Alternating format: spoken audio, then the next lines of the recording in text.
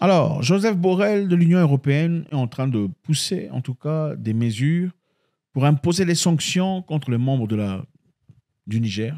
Ils appellent ça junte, mais les membres du gouvernement du Niger, marquant une évolution significative de 3 mois après la prise de pouvoir. Donc, ce lundi, Joseph Borrell, avec son équipe, Conseil de l'Union européenne, a révélé qu'ils avaient pris des mesures pour adopter dans un cadre qui lui permettrait d'imposer des sanctions aux individus et entités reconnus responsables d'actions qui constituent une menace pour la paix et la stabilité et la sécurité du Niger. C'est marrant, non? Ils vont prendre une décision, ils vont instaurer un système, ils vont sanctionner les individus et les entités, imposer des sanctions sur les personnes responsables d'actions qui constituent une menace pour la paix, la stabilité et la sécurité du Niger. Joseph Borrell, vous connaissez Joseph Borrell? Vous en souvenez?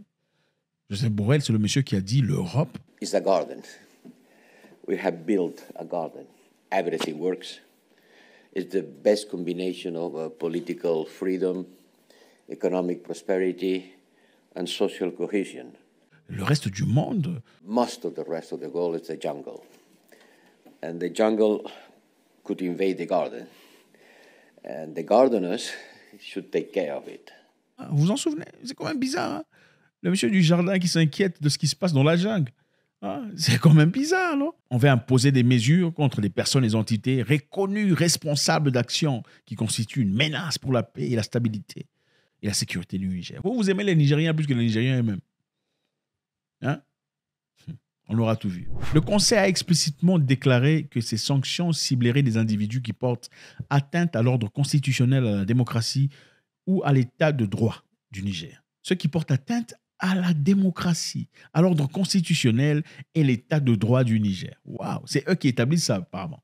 De plus, ceux qui livrent à des violations ou des abus de droits de l'homme seront également passibles de sanctions. Moi, je croyais qu'au Niger, il y avait un système judiciaire qui s'occupait de ça.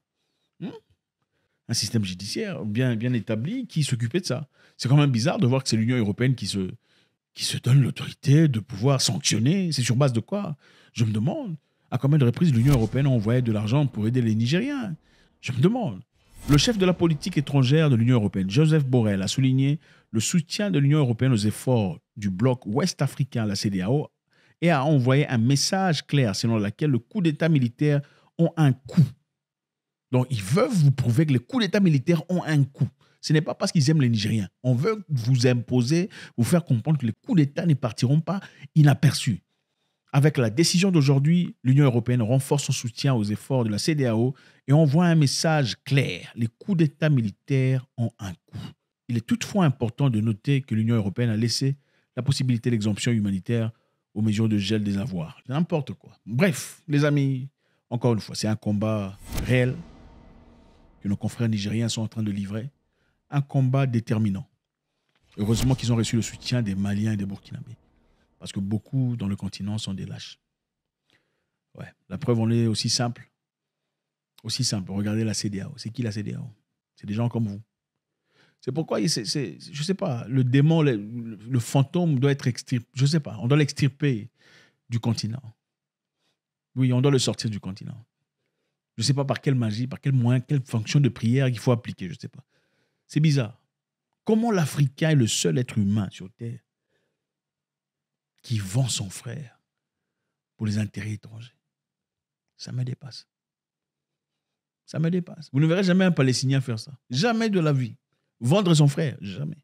Même Joe Biden est parti là-bas pour aller montrer sa solidarité.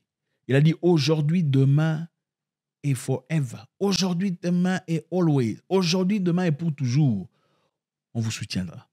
Il n'a pas dit aussi longtemps que vous serez dans les bonnes conditions, aussi longtemps que vous aurez raison. Non, il a dit aujourd'hui, demain et toujours, on vous soutiendra. Mais la CEDEAO est là, en train d'essayer de faire tomber ceux qui se battent pour la vraie démocratie. Pourquoi on veut lancer un message? Parce qu'évidemment, ceux qui sont établis aujourd'hui au pouvoir, dans beaucoup de pays africains, en tout cas dans ce bloc-là, sont les gens qui sont là malgré le refus de la population. Ils savent qu'ils sont là de manière illicite. Le peuple ne veut plus d'eux. C'est un réseau des gens, des malfaiteurs qui travaillent ensemble. Qui travaillent Oui. Et ils doivent se protéger mutuellement. Parce que si je ne te protège pas, je serai peut-être le prochain. Alors, pour essayer de tuer dans l'œuf cet esprit chevaleresque qui anime les Africains récemment, dans l'objectif de changer de gouvernement et de prendre les serfs de leur pays, ils doivent faire quelque chose de tragique, de fort, pour lancer un message clair. N'osez pas vous rebeller.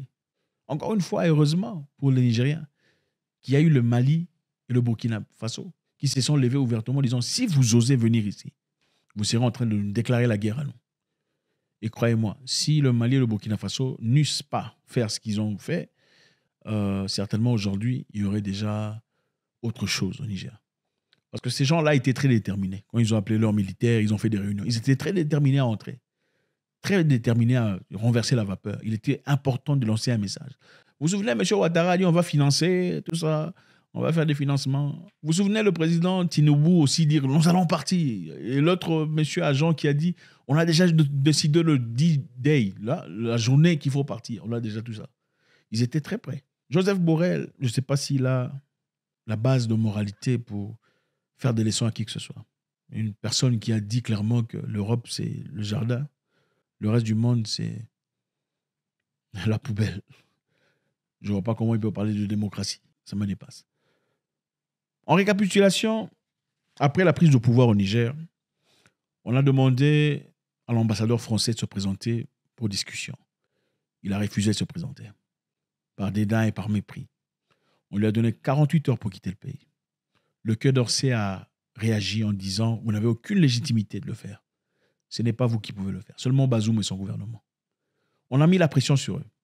La France, munie de 1500 soldats situés au Niger pour des raisons de combat contre le terrorisme, entre parenthèses, ont subi une pression énorme venant de la population nigérienne.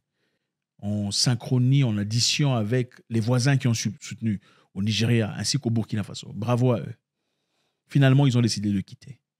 Finalement, ils sont partis avec la pression qu'ils ont appliquée. Ils ont essayé de se présenter aux Nations Unies pour s'exprimer. Ils ont été empêchés de le faire par malice, par manigance, exécutée par certaines personnes que nous connaissons.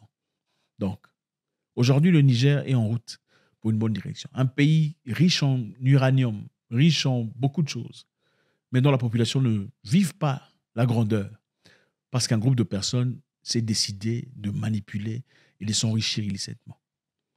Merci infiniment les amis, c'est toujours avec beaucoup de plaisir. Aujourd'hui, ils subissent la pression. Je vous rappelle avant de partir que la CEDEAO est partie à l'Union européenne demander de l'aide. Vous vous en souvenez? Ouais. Parce qu'ils étaient incapables. Au moment où le Mali et le Burkina a dit si vous osez, vous allez voir. Ils sont partis en Europe pour demander de l'aide. C'était quel genre d'aide? C'était pas seulement financier, c'était aussi militaire. Mais malheureusement, ils n'ont pas pu le manifester parce que ça aurait été trop flagrant que l'Europe s'ingère directement dans une histoire africaine, dans un pays indépendant. Ça aurait été très compliqué. Mais là, évidemment, ils sont en train d'essayer de reconfigurer leur histoire en disant il y a des sanctions, maintenant on va sanctionner, maintenant on va faire ça. C'est bien triste. Et aussi voir des pays voisins qui abritent des militaires ennemis contre leurs propres frères. Ça me dépasse. Faites-moi savoir ce que vous en pensez. C'est toujours avec beaucoup de plaisir. Votre contribution est toujours nécessaire. God bless.